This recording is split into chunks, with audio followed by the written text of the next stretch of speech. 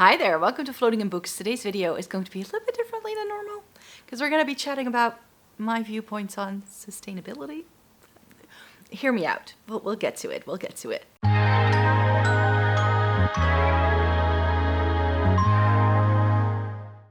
Welcome to everybody watching today. Thank you so very much for joining me for a new video on my second channel where I post once a week, mainly about books and fashion, but I thought I could bring a concept that I'm doing over on my other channel to this one, where every month I do what I call a tea time chat about a makeup related topic. But I thought I could do those kind of videos but on non-makeup related topics over on this channel, and I thought the first thing we can talk about is sustainability. Now, I'm gonna have to unpack a couple of things here, and that's what this video is going to be about, just me chatting about this topic and asking you to share your thoughts and opinions on this, because one of the reasons actually why I wanted to film this video is because if you look at what I do on this channel and also on the other channel, then it's a lot about stuff. It's consumerism at its finest, and I just wanted to show you a quick look, sort of almost behind the scenes in my life of how I try to do my bit and the things that, then also go into some of the choices that I make when it comes to my makeup channel and this channel as well. So hope you're here for it. Let me just get down with telling you a little bit about my sustainability journey because it's been a journey for sure. So yeah, just to be a little bit more clear on why I wanted to do this video, I feel that in the online beauty community and also what I do on this channel, whether it's like books or fashion, it's a lot about stuff. It's about items, and I'm always trying to come from the perspective that I don't want to try and get you to buy things. That's not my main aim at all. But that's very often what brands are interested in. So trying to navigate that can be a fine line that you can very easily cross. But when it comes to, for instance, things that, I do on my makeup channel where people see me throw out a bunch of makeup once a year, or also here where I film my entire wardrobe declutter, you do have to know that a lot of the things that I'm getting rid of aren't just things that, I was sent or I bought and then get rid of straight away. Very often it's things that I've had for a very long time, which is the part of, behind the scenes that you don't really get to see. And so I thought I could come on here to also chat about other areas of my life that maybe I'm not showing on camera that go into, trying to be a little bit more sustainable and things that I try to do my bit for the planet, because I think that's important to a lot of people and everybody's trying to do their bit in one way, shape, or form. So I just wanted to talk to you about my decision-making process in that, and that sort of goes on before I show things on my channels, you could say. First things first, I'm not perfect. That's one of the reasons why I don't tend to make a lot of content about this, because when it comes to things like minimalism or sustainability, and very often people get critiqued the minute they make a mistake, and I'm like, I think it's about the journey and trying to do whatever you can to get things to be more sustainable, rather than like trying to strive for perfection, because that is just not feasible. I've learned that the hard way. I used to try and be 100% perfect a couple of years ago, and it took so much energy that I knew I just couldn't keep doing that. So that's why I kind of pick and choose what I focus on, what I do, what I don't do, and that has fluctuated over time as well. So first things first, let's just start with like makeup and clothing. When it comes to making purchases, I've definitely slowed down in the past couple of years, where whenever I've made a purchase, especially when it comes to clothing, I've been trying to make smarter choices, shopping from more sustainable brands, and just buying less overall. However, I have a lot of clothes also because I don't throw away a lot. So over the years, I've built up my wardrobe, and the same thing goes with my makeup collection, books. You can't see them, but they're right off camera, like music. I'm just not someone who tends to throw away things. Some people find that hoarder mentality. I think that from a sustainability point of view, the worst thing you can do is buy something and then get rid of it straight away. Which is why when I filmed my last wardrobe declutter, I explained this a little bit as well. Whenever I do declutters, I always keep the items around for a couple of weeks or months just to see whether I start craving the things that I was initially thinking of throwing away, so that when I get to it throwing away, I'm certain this is what I need to get rid of. I need this out of my life. Whereas very often there are things that I'm like, oh, I would like to wear this again, or where's that makeup product? And then I'm like, oh, it's in my declutter pile. And then I can still take it out rather than, sending it to landfill, which is not going to be the smart choice.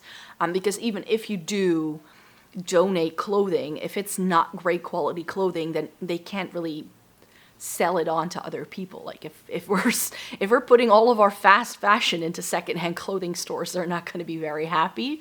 And good quality items, even if they're a little snug or maybe it's not my current style, I tend to keep them around. And then a couple of years down the line, I'm like, oh wow, I still love this item. I haven't worn it in 2 years, but I love it. And then I start wearing it again. Same thing with makeup.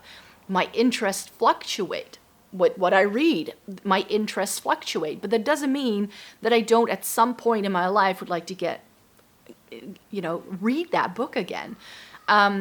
So I think that you need to be very clever about like, what do you keep around, what not, and don't just chuck things away because like, oh, I've worn it once. And that's the thing I've never subscribed to. One of my biggest pet peeves when it comes to fashion hauls are the hauls where they're like, I've bought these clothes because I have a party tomorrow and I want to find a dress that fits me. I've got the kind of wardrobe where I can go into my wardrobe, whatever occasion I've got going on, and I can say, okay, I'm going to be wearing this dress. And sometimes I'll find a dress that doesn't quite fit me, but then I have another dress that I can use as an alternative. So that's the way I sort of navigate that. I've never bought anything specifically for an event or a vacation, because I try to just have those things in my wardrobe already. I don't buy new things because new things are happening in my life. I've made sure that the clothing I have fits the lifestyle I have.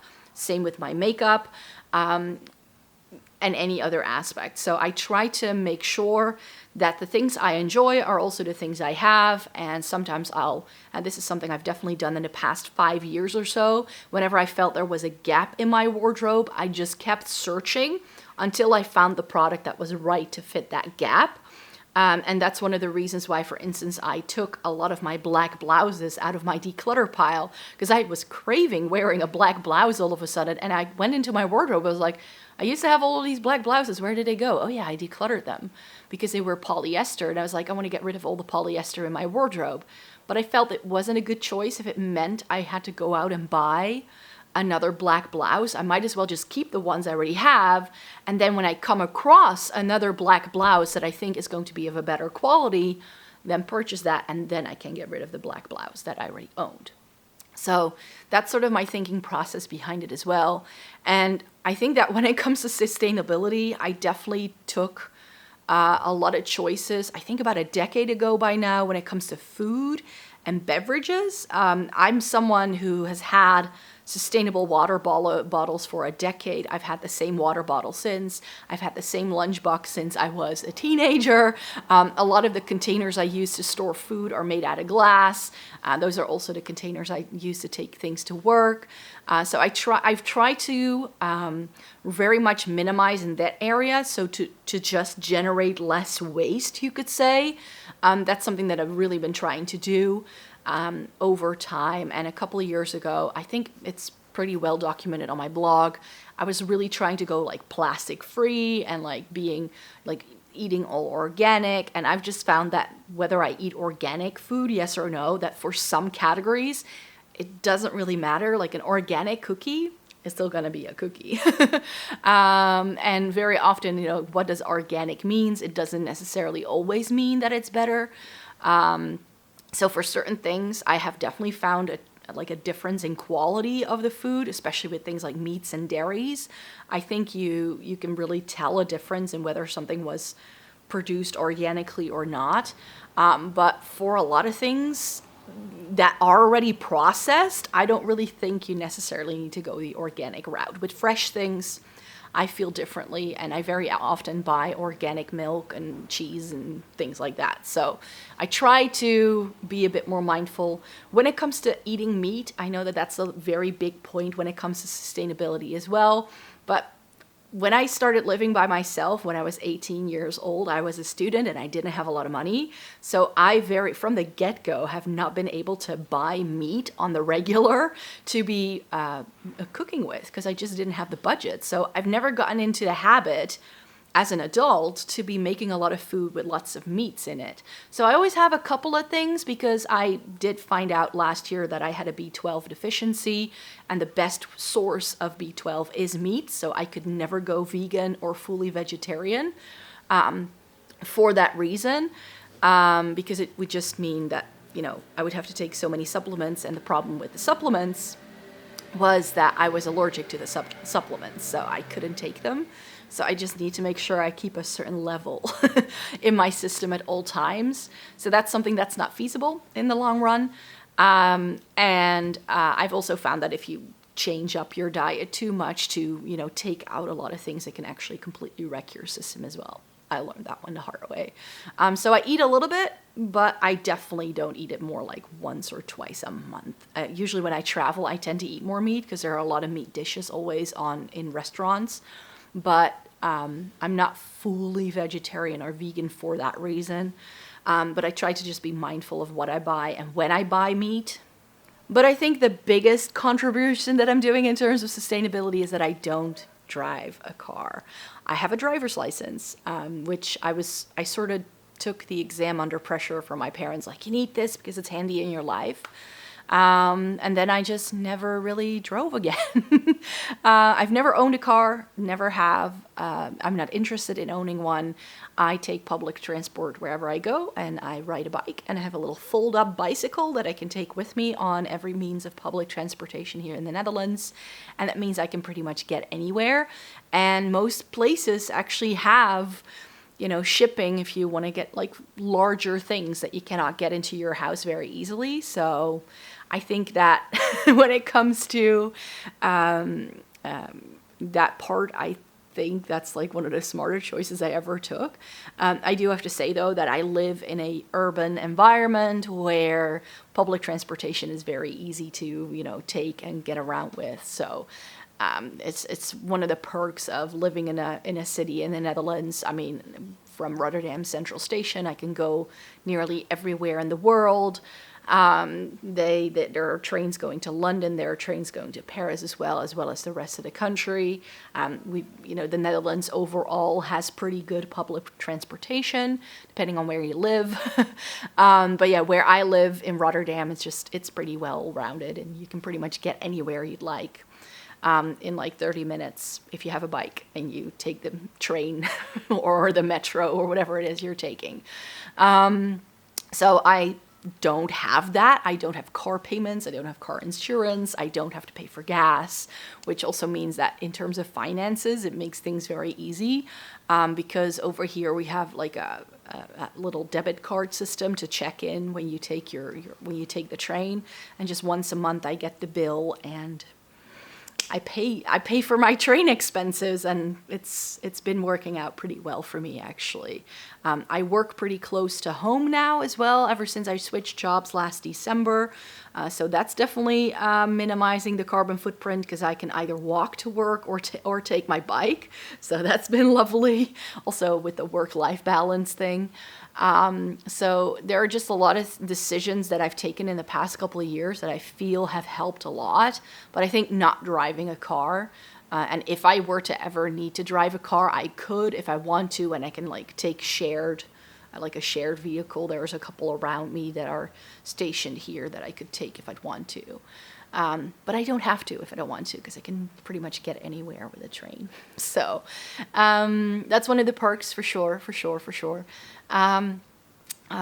Are there any other things? Oh yeah, there were a couple other things I wanted to say about, hanging on to things as well. When it comes to makeup and books, I think, because makeup is like something that does have an expiration date, a lot of people think like, oh, I need to get rid of it after 6 months or whatever. But with me and what I have experienced, makeup lasts a lot longer than what the little icon on the back says.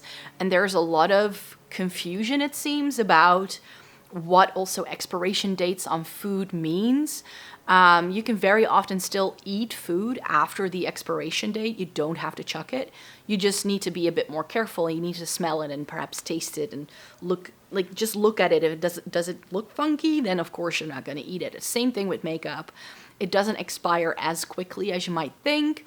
And there's definitely people who are like fear-mongering people into, chucking out $100 eyeshadow palettes just because they have expired, even though there's no mold, no rust, no nothing. They smell fine, they swatch great, and you can still very much use them. So I think that that's something that we also need to be a bit more mindful of. I'm a single person household, meaning that whenever I buy food, I have to be very careful that I don't overbuy, and I don't buy things that I cannot possibly eat. So that's something that definitely goes into it. But yeah, I just tend to cook in bulk, and then I freeze it, and then I have it for leftovers like a week or two later, and that's been working really, really well for me. So I think there's a lot of things that we can do. It's just not something that makes for good YouTube content, unless you go like the far, far extreme minimalist where you barely have any furniture, and people will click on that, of course. There was definitely this movement for a while where, people only had like one cooking utensil, but I'm like, I also need to fill up my dishwasher, and if you're not a family of 4, that's going to take a few days, and I only have like the smallest size dishwasher that was possible for that reason, because it was like, I don't need a very big one. So it usually takes me 2 or 3 days to fill it up completely, and I take a new cup and like cutlery every single time I'm having food, and then I can fill it up in a couple of days. So, and from that point of view as well, I believe that a dishwasher in the long run can actually be a bit more sustainable than when you wash dishes by hand. And another thing I don't have, for instance, I don't have a dryer. I dry my clothes on a drying rack, whether it's summer or winter. And I think that works pretty well as well. So those are just things, a lot of things that people have in their houses that I don't necessarily feel I need either. So there's a lot of things I don't have, period. And there's a lot of things that I just hang on to. I'm looking at it here, but I have a pretty vast collection of CDs and records. The records are all hand-me-downs from my family members. They're all from my parents, uncles, aunts.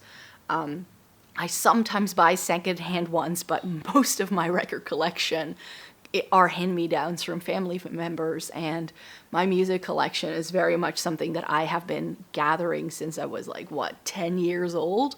So they are just things I've never gotten rid of. That's why I have a lot. The reason why I have so many books is because I used to be an English major, and I had to buy a lot of books for my studies, and I really enjoy reading and books, so I do buy them regularly.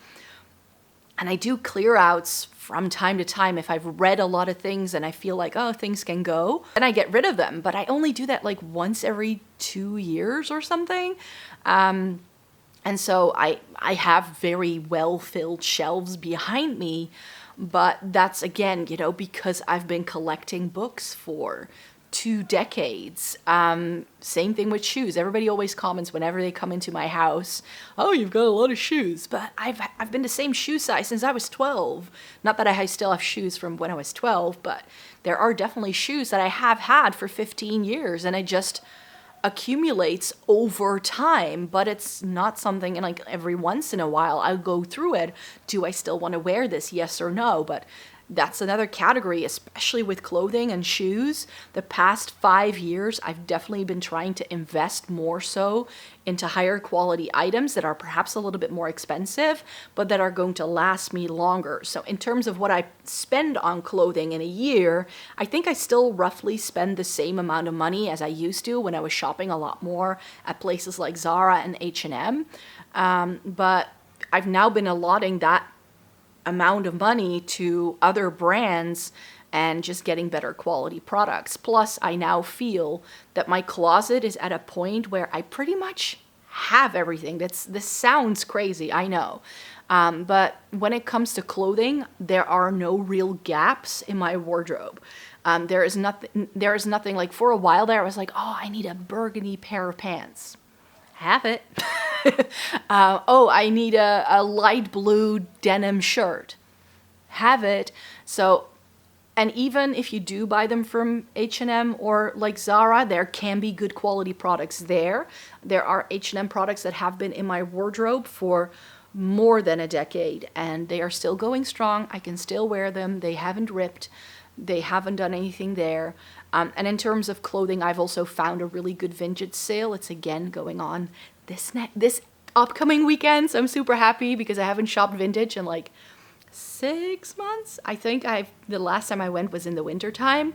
So it's nice to be able to pick up some summer pieces again. So yeah, I've been buying more vintage clothing as well. I think about like 50% of my shirts, like tops, blouses and things like that, are now vintage. So I've definitely made a shift there as well. And there's just little things like that, you know, sustainable water bottles that you can reuse over time. And there's just little things like that that I think can also have an impact. But it really depends on where you live, what your budget is, and, you know, what is then feasible for your situation, what you can do. One of the things I'd love to do is make my house more sustainable. But since I live in an apartment building, I cannot be the only person making changes. So I'm stuck to certain not so sustainable measures for some time to come unless we update the entire apartment complex that I live in. So that's why, you know, there are certain things that are just not feasible for you as an individual. And I think that that's definitely something that goes into it as well. So that's why I feel we need to be very mindful, and we can just like demand that people stop shopping fast fashion, which everybody knows is better for the planet. But I do think that, you know, when it comes to buying fast fashion, there are people who simply cannot afford other things as well. So I think it needs to be a balance. And as long as you're trying to do your bit, and you keep that within the means that you have, then I think you're doing really well already. And that's just the 2 cents that I wanted to add today. So thank you so very much for joining me. Leave a comment down below if you would like to share your thoughts on the topic. I'd love to know. Maybe you're doing a lot more than me. That would be lovely to hear your options, because I think I can do more. There's always more we can do. And I'm always interested to hear what other perspectives people might have, which is why I wanted to open up this conversation. So thanks so much for being here. I'll be back with a new video next week. And then I would like to wish you a very, very nice day. And see you in the next one. Bye-bye.